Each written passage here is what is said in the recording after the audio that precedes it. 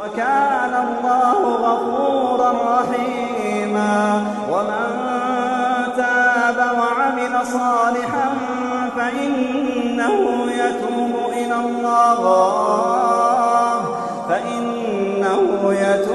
إلى الله متابا. والذين لا يشهدون الزور وإذا مروا باللغو مروا كراما. والذين إذا ذكروا بآيات ربهم لم يخروا عليها صما وعميانا.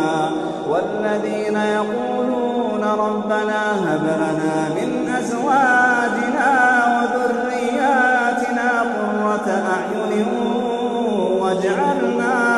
واجعلنا للمتقين إماما.